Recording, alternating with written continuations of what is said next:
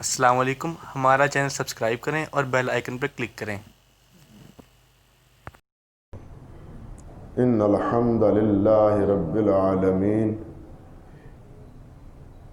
حمدا کثیرا طیبا مبارکا فیہ۔ ان الحمد للہ نحمده ونستعینه ونستغفره ونعوذ باللہ من شرور انفسنا ومن سیئات اعمالنا، من يهده الله فلا مضل له ومن يضلل فلا هادي له، وأشهد أن لا إله إلا الله وحده لا شريك له، وأشهد أن محمدا عبده ورسوله، أما بعد، أعوذ بالله السميع العليم من الشيطان الرجيم من همزه ونفخه ونفثه، بسم الله الرحمن الرحيم، فاعبدوا ما شئتم من دونه قل إن الخاسرين الذين خسروا أنفسهم وأهليهم يوم القيامة ألا ذلك هو الخسران المبين، لهم من فوقهم ظلل من النار ومن تحتهم ظلل ذلك يخوف الله به عباده يا عباد فاتقون۔ اللهم صل على محمد وعلى آل محمد كما صليت على إبراهيم وعلى آل إبراهيم إنك حميد مجيد، اللهم بارك على محمد وعلى آل محمد كما باركت على إبراهيم وعلى آل إبراهيم إنك حميد مجيد،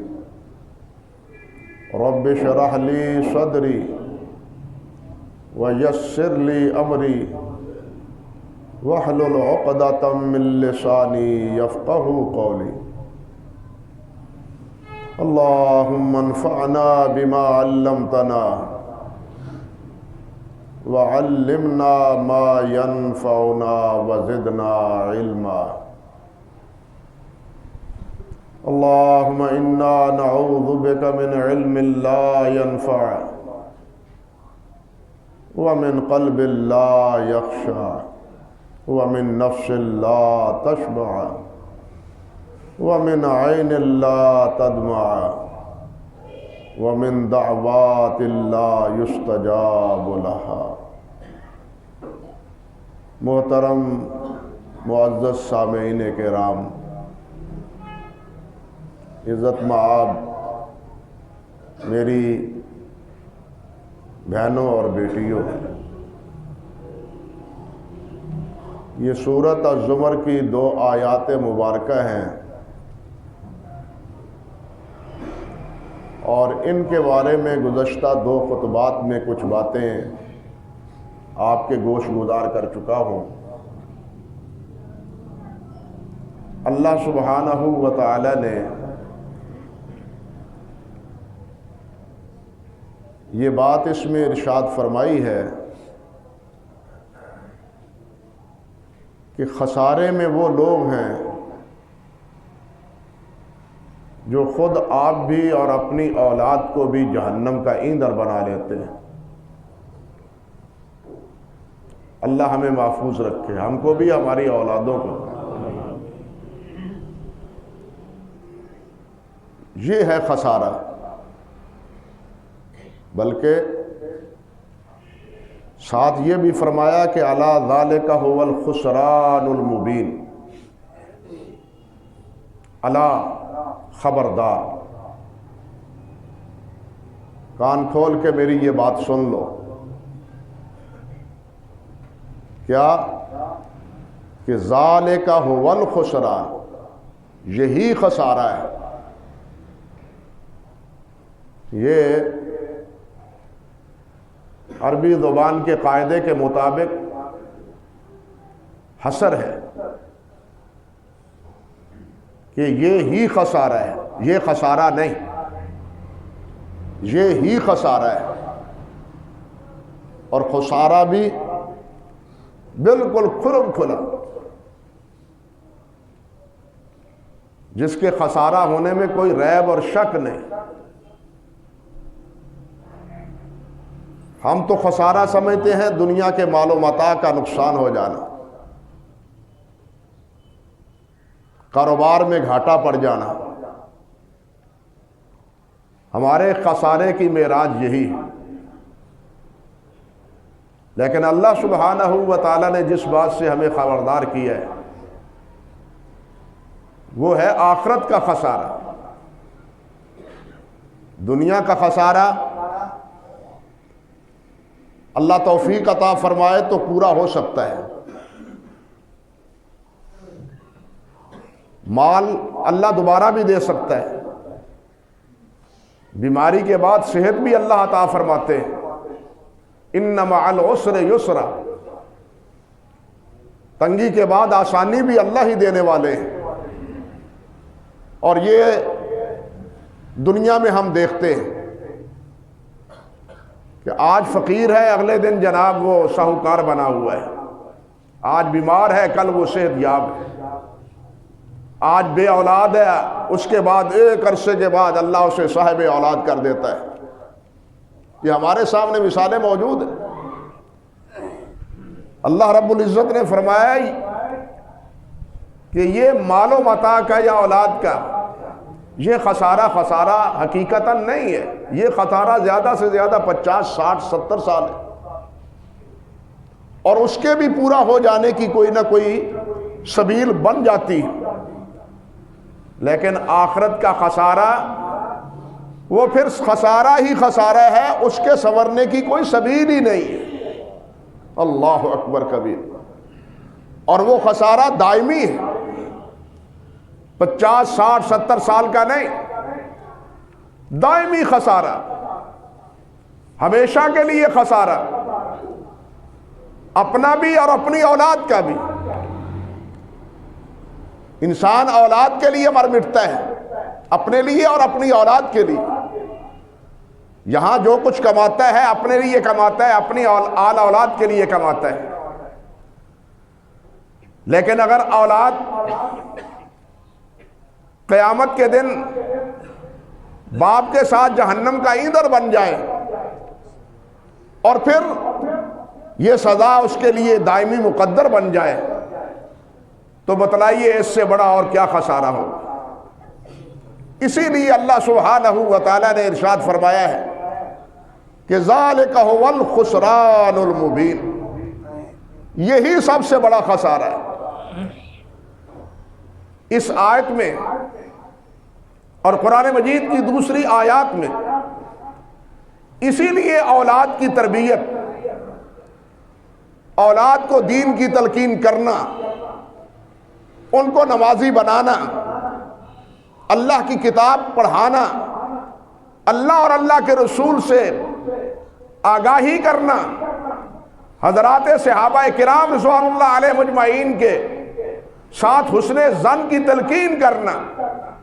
حضرت امام مالک رحمۃ اللہ علیہ فرماتے ہیں کہ ہم اپنی اولادوں کو صحابہ کرام کی عظمت سے اسی طرح آگاہ کرتے تھے جس طرح قرآن مجید کی آیات پڑھاتے تھے۔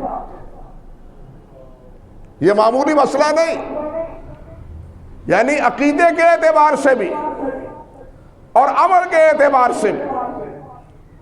آپ اندازہ کریں، ہمیں تو اس کی فکر نہیں ہے، نہ ہمیں فکر ہے نہ ہمارے حکمرانوں کو فکر ہے، الا ماشاءاللہ۔ حکمران اس وقت جو نصاب سکولوں میں دے رہے ہیں، جس میں سوائے بے حیائی کے اور عریانی کے اور ہے کیا، دین کا ایک ایک جملہ مٹا کے ان کو ختم کیا جا رہا ہے۔ قرآن مجید کی آیات جو پہلے نصاب میں داخل تھیں ان کو خارج کیا جا رہا ہے، بنیادی عقائد ان سے بے خبر رکھا جا رہا ہے۔ یہ ہماری پوزیشن ہے، سکولوں میں جو ہم اپنے بچوں کو پڑھا رہے ہیں، سکولوں میں نہیں، تو کم سے کم ہمیں ہی اپنی فکر کرنی چاہیے، اپنی بھی اور اپنی اولاد کی، اپنے گھروں میں اس کا انتظام کرے۔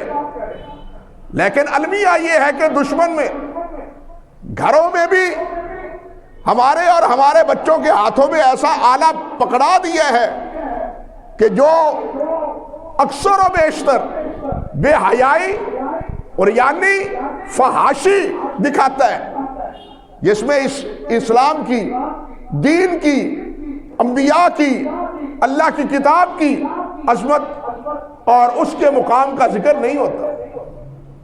نتیجہ جس کا کیا ہے ہوتا ہے وہ آپ کے سامنے ہے۔ گھر برباد ہو رہے ہیں، گھروں میں عریانی اور بے حیائی آ رہی ہے، اور بچیاں وہ گھر سے آوارہ ہو رہی ہیں، اپنی منمانی کا نکاح عدالت میں جا کے کرتی ہیں ولی کی اجازت کے بغیر، اور المیہ یہ ہے کہ حکومت نے بھی اس کی اجازت دے رکھی ہے۔ یہ سب کچھ سوائے عریانی کے اور بے حیائی کو پھیلانے کے اور کچھ نہیں۔ آج ہمیں یہ چیز، یہ تہذیب جس کو تہذیب کہا جاتا ہے، میں کبھی اس کو تہذیب نہیں کہتا، مغربی تہذیب، مغربی تہذیب نہیں، مغربی بد تہذیبی۔ تہذیب اسلام سکھاتا ہے،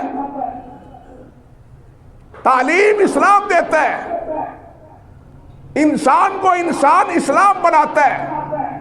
اگر ہم نہیں بنتے، اسلام کا کوئی قصور نہیں ہے، ہم نے اسلام کو چھوڑا ہے۔ اسلام انسان کی تربیت کرتا ہے، تعلیم بھی دیتا ہے، تربیت بھی کرتا ہے۔ نبی علیہ السلام کے فرائض منصبی میں تھا یتلو علیہم آیاتہ ویزکیہم ویعلمہم الکتاب والحکمہ۔ آپ کتاب و حکمت کی تعلیم بھی دیتے تھے اور ادب و احترام بھی سکھاتے تھے، تزکیہ بھی کرتے تھے۔ جس وقت بنو امیہ کی حکومت ختم ہوئی ہے اور بنو عباس کی حکومت آئی، تو بنو عباس کے خلیفہ منصور نے بنو امیہ کے وہ افراد جو جیل میں ڈال رکھے تھے، انہوں نے اکثر کو تو تحقیق کر دیا تھا، اور جو ظالمانہ طریقہ اختیار کیا تھا وہ انتہائی دلدوز اور انتہائی شرمناک اور مسلمانوں کی تاریخ پر انتہائی بدنما داغ، جس کی تفصیل کی ضرورت نہیں۔ جو تاریخ سے شناسا ہے وہ ان کی بےہودگی اور ان کے ظلم و ستم سے آگاہ ہے۔ کیا عرض کروں، یہاں تک کہ بنو امیہ کو قتل کر کے ان کے اوپر کپڑا بچھا کے اس کے اوپر کھانا کھایا ہے عباسیوں نے، یہاں تک ظلم و ستم کیا۔ انقلاب کے بعد منصور نے پوچھا ان لوگوں سے جو قیدی تھے کہ تم یہاں قید میں رہنے کے بعد کسی چیز کی کمی محسوس کرتے ہو، کسی چیز کی کمی یا تھوڑ محسوس کرتے ہو؟ وہ کہنے لگے ہاں، ایک بہت بڑی کمی ہے جس کا ہمیں بڑا شدت سے احساس ہے۔ کیا کمی ہے؟ کہنے لگے وہ کمی یہ ہے کہ ہم جیل میں پڑے ہیں اور ہماری اولادوں کی تربیت کرنے والا کوئی نہیں ہے۔ بات سمجھے؟ ہم جیل میں پڑے اور ہماری اولادوں کی تربیت کرنے والا کوئی نہیں ہے۔ ہم سب سے بڑا نقصان یہ سمجھتے ہیں، اور ہمیں اپنی اولادوں کی فکر نہیں ہے کہ انہیں کیا کرے، کیا تعلیم دے، ان کا رخ کس طرف کرے، ہمیں اس کی کوئی فکر نہیں ہے۔ میرے بھائیوں، ہماری حکومتیں ان کا کا رخ میں نے گزشتہ خطبے میں بھی عرض کیا تھا کہ وہ نیو یارک کی طرف ہے یا واشنگٹن کی طرف ہے یا برطانیہ کی طرف ہے یا جرمنی کی طرف ہے، لیکن ہمارا مسلمانوں کا رخ اللہ اور اللہ کے رسول کی طرف ہونا چاہیے، مکہ مکرمہ کی طرف ہونا چاہیے یا مدینہ طیبہ کی طرف ہونا چاہیے۔ ہمارا رخ اللہ کی کتاب کی طرف ہونا چاہیے یا اللہ کے پیارے پیغمبر محمد رسول اللہ کے فرمان کی طرف ہونا چاہیے۔ ہمارا بچاؤ، ہماری ناموس، ہماری عزت اسی چیز میں۔ مسلمان جب تک اس چیز سے وابستہ رہے، اللہ کی قسم کامیاب رہے، تاریخ شاہد ہے۔ اور جب انہوں نے اس مشن کو چھوڑا، ذلیل اور رسوا ہو کے رہ گئے، ذلیل اور رسوا ہو کے رہ گئے۔ آج جس پستی کا، جس ذلت کا شکار ہے مسلمان، اس کا سبب یہی قرآن و سنت کی سے بے خبری اور قرآن و سنت کو پسے پش ڈالنا ہے۔ مجھے آپ بتلائیں، مسلمانوں کے پاس کیا چیز نہیں ہے؟ اللہ نے بہت کچھ دیا ہے مسلمانوں کو، ہر نعمت اللہ تعالیٰ نے عطا فرمائی ہے، لیکن مسلمانوں نے اپنا دفاع، اس کی کوئی فکر نہیں کی۔ اپنے دفاع کی کوئی فکر کس مسلمان نے؟ اس مسلمان نے جس کو اللہ رب العزت نے فرمایا ہے وَعِدُّوا لَهُمْ مَا اسْتَطَعْتُم مِّن قُوَّةٍ وَمِن رِّبَاطِ الْخَيْلِ تُرْهِبُونَ بِهِ عَدُوَّ اللَّهِ وَعَدُوَّكُمْ۔ فرمایا تیاری رکھو، تیاری کرو، جس قدر بھی ہو سکتا ہے تم سے، مستطاعتم، جس قدر ہو سکتا ہے تم سے، تاکہ دشمن جو میرے بھی دشمن ہیں اور تمہارے بھی دشمن ہیں، فرمایا وہ ڈرے رہیں کہ ان کے پاس بڑا اسلحہ ہے، ان کے پاس بڑی قوت ہے۔ یہ جناب کوئی میٹھا لقمہ نہیں، لوہے کے چنے ہیں جو چبائے نہیں جا سکتے۔ یہ سمجھے دشمن، وہ میرے بھی دشمن ہے، وہ تمہارے بھی دشمن ہے۔ علماء نے لکھا ہے اور فرمایا ہے کہ اللہ ذوالجلال اگر یہ پوچھ لے تو اللہ کا حق ہے ان حکمرانوں سے، ان مسلمان حکمرانوں سے، کہ میں نے تو تمہیں کہا تھا کہ اپنی تیاری رکھو اور تم نے اپنا دفاعی دشمن کے ہاتھ میں دے دیا۔ تم اسلحے کے لیے محتاج ہی دشمن کے بن گئے۔ اور اگر ان کے پاس 10 بم تھے بالفرض، تمہارے پاس 11 کیوں نہیں تھے؟ تمہارے پاس 10 سے زیادہ ہونے چاہیے تھے۔ میں نے تو تمہیں اس بات کی تعلیم دی تھی، اس بات کی تعلیم دی تھی۔ اور یورپ کی ایک وزیر اعظم، اس نے کہا تھا کہ ہم نے اسلحہ کس سے بنانا سیکھا ہے؟ محمد رسول اللہ صلی اللہ علیہ وسلم سے۔ کیسے؟ وہ کہتی ہے کہ محمد اس دنیا سے گئے ہیں صلی اللہ علیہ وسلم تو گھر میں اتنا اثاثہ نہیں تھا کہ آپ کھانے پینے کی چیزیں اپنے گرہ سے لے لیں۔ آپ نے اپنی زرہ یا ڈھال دے کے ایک یہودی سے پیسے لیے تھے، لیکن 2 تلواریں محمد کے گھر میں لٹکی ہوئی تھیں۔ کھانے کو کچھ نہیں تھا لیکن تلواریں تھیں۔ ہم بھوکے رہتے لیکن اسلحہ میں ان سے غالب ہوتے۔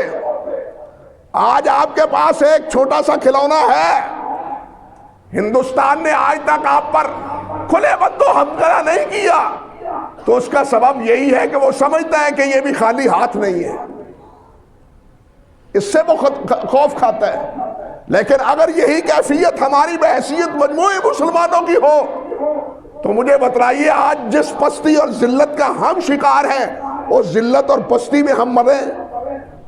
زندگی گزارے؟ نہیں نہیں، یہ کیا سبب ہے؟ یہ سبب ہے اللہ اور اللہ کے رسول صلی اللہ علیہ وسلم کے احکام کو پس پش ڈالنے کا۔ آئیے ہم اپنی بھی اصلاح کریں، اپنے اولادوں کی بھی کریں۔ حکومتوں کو اس کا کوئی فکر نہیں۔ میں کئی بار کہہ چکا ہوں کہ اس دنیا میں اس وقت مسلمان حکمران ضرور ہے، لیکن اسلام کی حکمرانی نہیں ہے۔ مسلمانوں کی حکمرانی ہے، اسلام کی نہیں ہے۔ اسلام کی حکمرانی ہوتی تو اللہ کی قسم نہ فلسطین میں مسلمان پٹتا، نہ کشمیر میں مسلمان پٹتا، نہ برما میں مسلمان پٹتا، اگر اسلام کی حکمرانی ہوتی۔ اگر اسلام کو کے پابند ہم ہوتے، ہم صرف اسلام پسند ہیں، معذرت کے ساتھ ہم صرف اسلام پسند ہیں، ہم اسلام پابند نہیں ہیں۔ اسلام پابند ہو تو پھر یہ ذلت اور یہ رسوائی اور یہ نہ۔ اللہ کا فرمان سچا ہے یا نہیں؟ اوہ اللہ سے بڑھ کے کون سچا ہے؟ من اصدق من اللہ حدیثا ومن اصدق من اللہ قیلا۔ اللہ سے بڑھ کے سچا کون ہے؟ اور اس سچے مالک نے کہا ہے انتم الاعلون ان کنتم مومنین، تم اگر ایمان والے ہو تو کامیاب تم ہو، کامیاب تم ہو، غلبہ تمہارا ہو۔ اللہ نے یہ فرمایا ہے۔ ہمارا ایمان ہے اللہ پر یا نہیں؟ اللہ نے تو فرما دیا۔ اور جب مومن تھے نہ ایران سامنے آیا اور نہ ہی روم سامنے آیا۔ روم بھی پسپا ہوا اور ایران بھی پسپا ہوا، جو اس وقت کی سپر قوتیں تھیں، ان صحرا نشینوں کے ہاتھوں وہ تہتیب ہوئی۔ یہ صحرا نشین، یہ صحرا میں زندگی گزارنے والے، حضرت سعد سے ایران کے سپہ سالار نے کیا کہا تھا؟ تم ہم سے لڑنے آئے ہو، جنہیں لڑنے کا سلیقہ ہی نہیں، جن کے پاس لڑنے کی قوت ہی نہیں ہے، وہ اسلحہ ہی نہیں ہے جو ہمارے پاس ہے۔ حضرت سعد رضی اللہ تعالیٰ عنہ نے فرمایا اس کا فیصلہ میدان میں ہوگا کہ ہم میں لڑائی کی صلاحیت ہے یا نہیں ہے۔ اور جس عزت سے گئے تھے اس کے ہاں وہ تاریخ میں سنہری حروف سے لکھا ہوا ہے، کس ٹھاٹ باٹ سے لباس پر، جسم پر لباس وہ تو پھٹا پرانا ہے، لیکن عزت و آبرو سے سر بلند ہے۔ ہمارا سر جھکا ہوا ہے، لباس ہم نے یورپ کا پہنا ہوا ہے،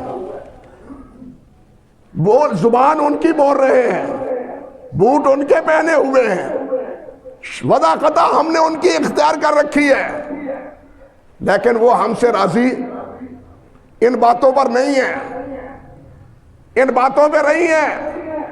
آئے دن کوئی نہ کوئی نئی مصیبت اور نیا مطالبہ ہمارے سامنے آتا ہے۔ اللہ ہی ہمیں سمجھ عطا فرمائے۔ اور معلوم نہیں کہ ہم کب تک اسی پستی کا اور اسی ہزیمت کا شکار رہیں۔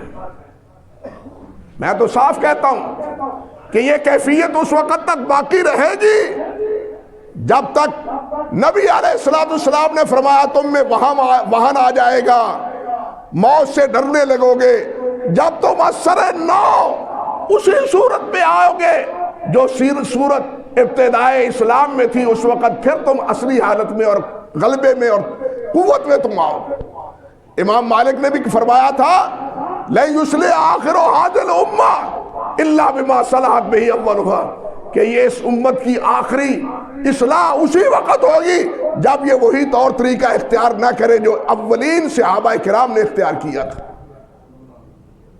جب تک وہ طریقہ اختیار نہ کرے، ہمیں ان کا طریقہ اپنانا چاہیے، ان کی تعلیم اپنانا چاہیے، ان کا جذبہ ایمانی چاہیے، اور جذبہ ایمانی میں بنیاد کیا ہے؟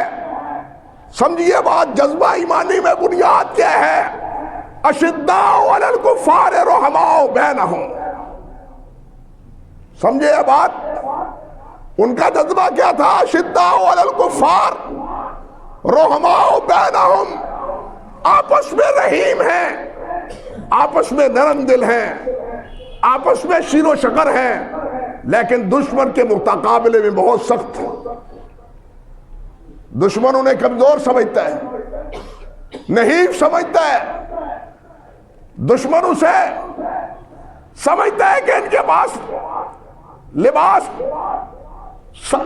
یہ تن ڈھانکنے کے لیے نہیں، اور اپنے موتا دفنانے کے لیے ان کے پاس کفن نہیں ہے کہ نہیں. اسی طرح دشمن یہ سمجھتا ہے، لیکن دشمن ہر میدان میں پسپا ہوا ہے یہ سمجھنے کے باوجود، ان کو نہتھا سمجھنے کے باوجود.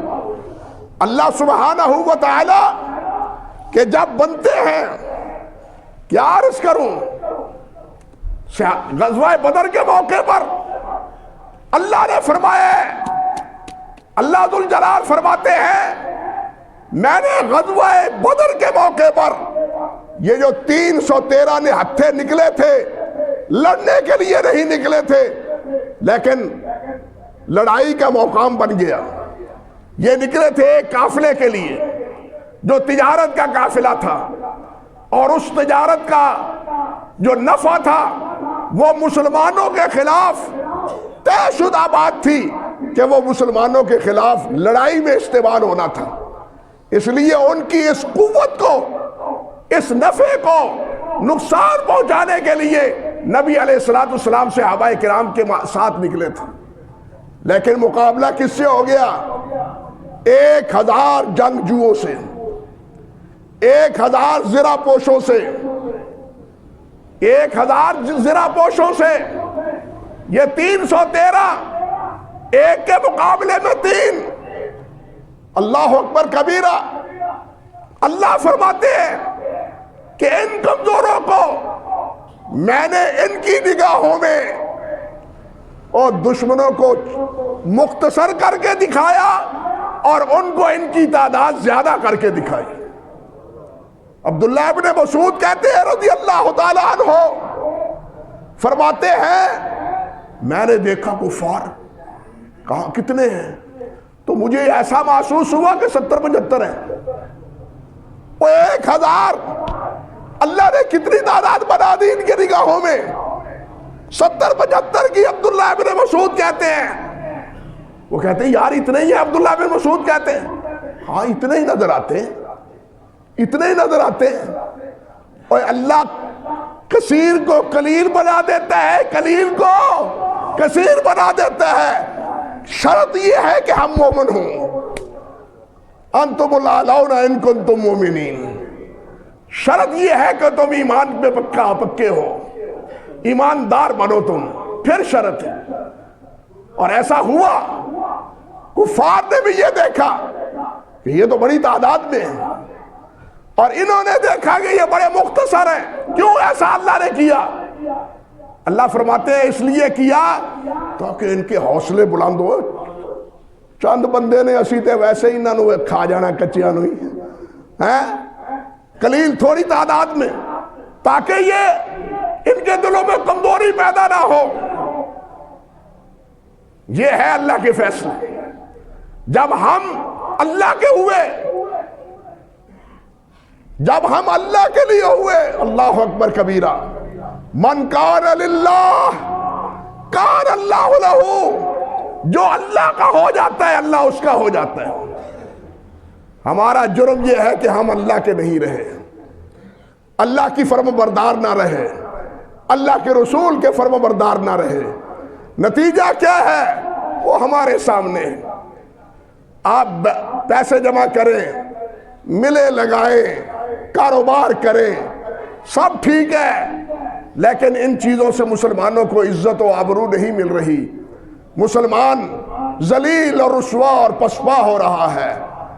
ہر میدان میں مسلمان ذلت آمیز صورت میں زندگی گزار رہا ہے، وہ پاکستان کا ہو یا کوئی اور عرب ممالک کا ہو یا کسی اور جگہ پر، یہ کیفیت اسی وقت چھٹے گی، یاد رکھو، جس وقت ہم اللہ اور اللہ کے رسول کی طرف آئیں گے۔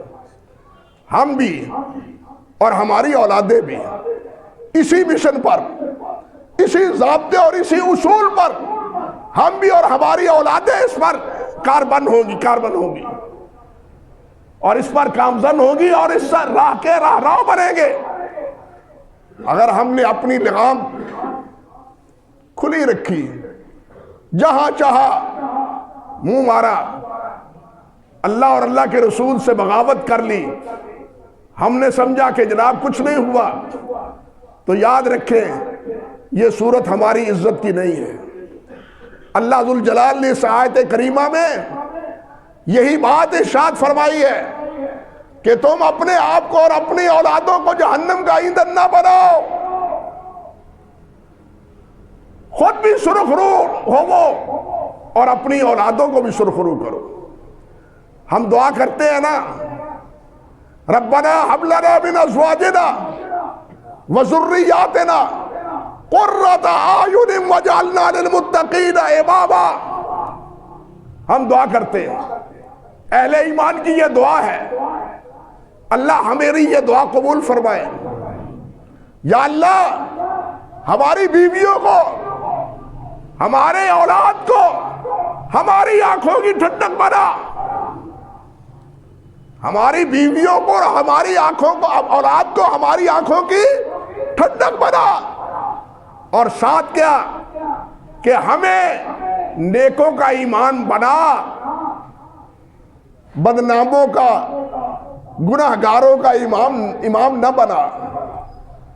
ربنا ہب لنا من ازواجنا وذریاتنا قرۃ اعین واجعلنا للمتقین اماما۔ متقین کا ہمیں امام بنا۔ اب یہ متقین کا امام کیا معنی ہے اس کا کہ متقین کا امام بنا؟ علماء نے لکھا ہے، مفسرین رحمہم اللہ نے، کہ مطلب اس کا یہ ہے کہ اولاد اور بیوی نیک اور متقی ہو، میں ان کے آگے ہوں اور یہ میرے پیچھے ہو اور جنت میں جائے۔ یہ ہے امام، وجعلنا من المتقین اماما۔ میں آگے ہوں امامت کے طور پر، سربراہ کے طور پر، بڑا ہونے کے ناطے، اور میری پیچھے بیوی اور میرے بیٹے وہ میرے ہمراہ اکٹھے ہم جنت میں جائیں۔ اگر بیوی جائے جہنم میں، اولاد جائے جہنم میں، مجھے آپ بتلائیں، اولاد جس وقت بیمار پڑتی ہے والد کو چین آتا ہے، وہ آرام کی نیند سوتا ہے؟ نہیں سوتا۔ لیکن اگر یہی اولاد جہنم جائے تو اس کی آنکھیں ٹھنڈی ہوں گی، اس کی آنکھیں ٹھنڈی ہوں گی؟ نہیں ہوں گی۔ اس کی آنکھیں تبھی ٹھنڈی ہوں گی جب اس کے ہمراہ اس کی اولاد اور اس کی زوجہ بھی جنت میں جائے۔ اس کی ایک اور حقیقت ہے، لیکن وقت کی وجہ سے میں وہ آگے نہیں جانا چاہتا۔ بس اللہ ذوالجلال والاکرام سے یہی دعا کرتا ہوں کہ اللہ ذوالجلال ہمیں بھی، ہماری اولادوں کو اور ہماری ازواج کو اللہ اپنا اور اپنے پیارے پیغمبر کا متبع اور فرما بردار بنائے، اور ہمیں اللہ ذوالجلال اپنے کرم و فضل سے جنت الفردوس نصیب فرمائے۔ وآخر دعوانا ان الحمدللہ رب العالمین۔